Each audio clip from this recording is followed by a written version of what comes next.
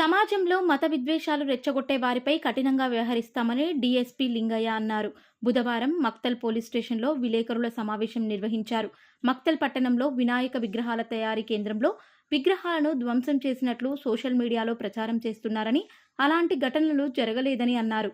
తప్పుడు వార్తలు సోషల్ మీడియాలో ప్రచారం చేయడంపై ఇప్పటికే కేసు నమోదు చేసినట్లు చెప్పారు.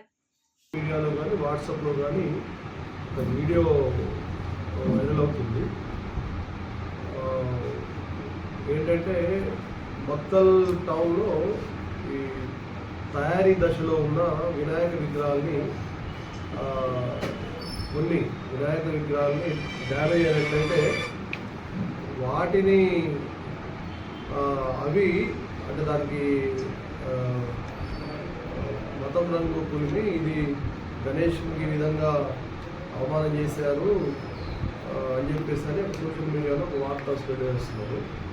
దానికి సంబంధించిన వివరణ ఏంటంటే మా పోలీస్ శాఖ తరఫు వివరణ ఏంటంటే ఈ సతీష్ రెడ్డి అని చెప్పేసి ఒక అబ్బాయి ఒక 2 years నుంచి వినాయక విగ్రహాలు పెడుతున్నారు. అదే మాదిరిగా 1 month నుంచి ఒక షెడ్ ఏర్పాటు చేసుకొని తాత్కాలిక షెడ్ ఏర్పాటు చేసుకొని దాంట్లో వినాయక విగ్రహాలు తయారు చేయడానికి పెట్టుకున్నారు.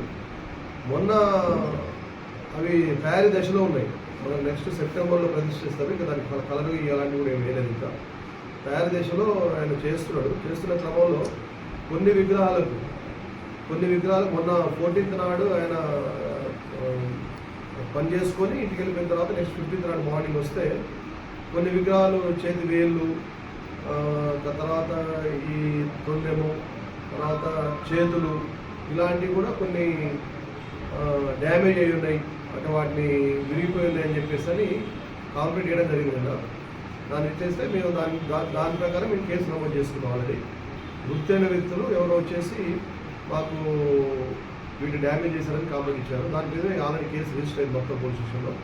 దీనికి సంబంధించి మేము ఏంటంటే విచారణ